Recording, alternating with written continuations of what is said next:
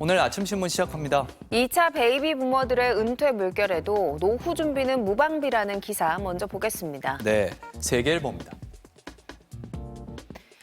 1차 베이비 부머에 이어 이제 단일 세대로는 최대인 2차 베이비 부머, 1964년부터 1974년생 954만 명이 은퇴 연령에 진입하고 있는데요. 은퇴 전엔 부모와 자녀의 부양으로, 은퇴 후에는 생계비 벌려고 일터에 내몰리면서 고단한 인생 2막을 맞고 있습니다. 1960년대생 980명을 조사한 결과 응답자의 15%가 부모와 자녀 모두 부양하는데 월 평균 164만 원을 지출하는 것으로 나타났고요. 정작 자신의 노후를 준비하는 사람은 62%에 그쳤습니다. 노후 준비가 미처 안 돼 은퇴 후에도 일하는 고령층은 계속 늘고 있고요. 생활비 보태겠다며 국민연금을 미리 받는 조기 신청자도 늘었는데요. 국민연금을 당겨받으면 수령액이 줄어들지만 소득 절벽에 직면한 60년대생들의 연금 조기 수급은 이어지고 있다고 신문은 전했습니다. 다음은 동아일보입니다. 급발진 주장 사고 10건 중 8건 이상은 페달을 잘못 밟은 운전자 실수인 걸로 나타났다는 기사입니다. 국가수가 최근 5년간의 급발진 의심 사고 364건을 분석했는데 약 88%의 사고는 페달 오조작 때문이었습니다. 나머지 12%의 사고는 차량이 완전히 파손돼 분석 자체가 불가능했는데요. 페달 오조작으로 판명난 사고의 차량 운전자 평균 나이는 64살, 고령층이 많았고요.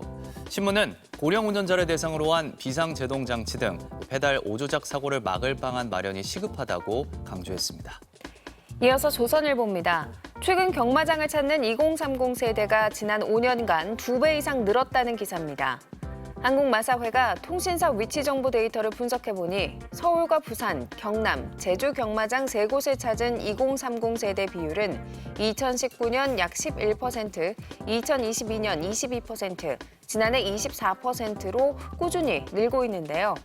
입장료가 2,000원으로 비싸지 않고 짧고 긴박한 경기 흐름이 쇼폼에 익숙한 젊은 세대가 몰입하기 쉽다는 분석도 나옵니다. 하지만 일부 청년은 경마 중독에 빠지는 경우가 적지 않고요.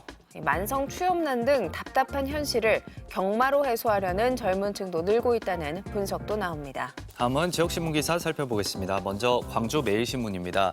전남 지역 관광특구에 최근 10년 동안 500억 원이 넘는 예산이 투입됐지만 이렇다 할 성과는 거두지 못해 밑빠진 도구로 전락했다는 지적이 나오고 있습니다.